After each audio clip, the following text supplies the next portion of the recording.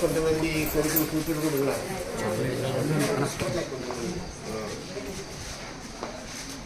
So కొద్దిగా బాత్రూమ్కి వెళ్ళి వచ్చే వాళ్ళకి కొంచెం ఇవ్వండి సార్. ఈ గవర్నమెంట్లో ఉంటారు. బయట వచ్చేసి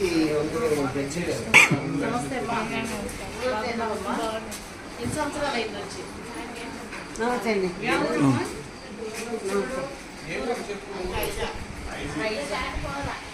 మళ్ళీ కొడుకులు ఇంకెవరు లేరమ్మా? బిడ్డలు కానీ బిడ్డలు లేరు, కొడుకులు లేరు. మరి ఇక్కడ రావడానికి ఎట్లా వచ్చావు? మా 50 రోజులు తలపెట్టింది. ఇక్కడ అంతా బాగుందమ్మా? వాళ్ళకి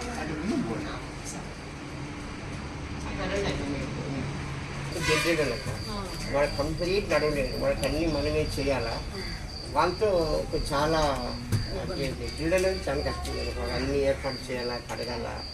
అట్లా ఉన్నారు, వాలంటీర్స్ ఉన్నారు కానీ ఆ మనసు తక్కువ. ఎందుకంటే ఎవరు వాళ్ళు చేసుకోవడమే కష్టం కదా. అది 30 రోజులు 2 రోజుల పని కాదు కదా, అది డైలీ చేసే పని కాబట్టి ఉన్నారు. క్యాంప్ పెడతాము, ఏదైనా తీసుకెళ్తాము, మెడికల్ క్యాంప్ పెడతాము, డాక్టర్ విజిట్ చేస్తారు. అన్ని విధాలుగా చూస్తున్నాము. వీళ్ళు అందుకనే మెంటల్ ఆసుపత్రికి చేర్చిస్తారని ప్లాన్ చేస్తున్నాము. అక్కడి నుంచి కడపకు వచ్చింది. ఇప్పుడు మనకి చేతి దిన తర్వాత ఎర్రగడ్డ కాకుండా కడపని ఇప్పుడు మెంటల్ రిటైర్డ్ వాళ్ళకి రికమెండ్ చేశాం. సరే లేడీస్కి వచ్చేసి కొద్దిగా నడిచి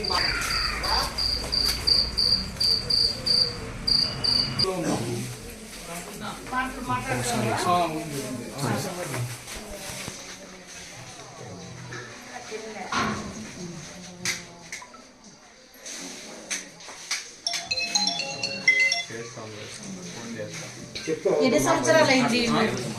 మా అవ్వ వచ్చేసి ఈయన తండ్రి అనమాట. ఆయన ఇది వచ్చేసి జెంట్స్ కాక ఇది ఆయన వచ్చేసి ఇదే గుజరాత్ మే పాట్నా అట్లా నాగరాజ్ శెట్టి అని కర్నూలు నుంచి వచ్చినాడు. ఆయన ఆంధ్ర నుంచి వచ్చినాడు. కొద్దిగా ఇప్పుడు అన్ని డైలీ దొరుకుతుంది కాబట్టి ఎంతైనా నడవైన చాలా కష్టం. అన్క్లీన్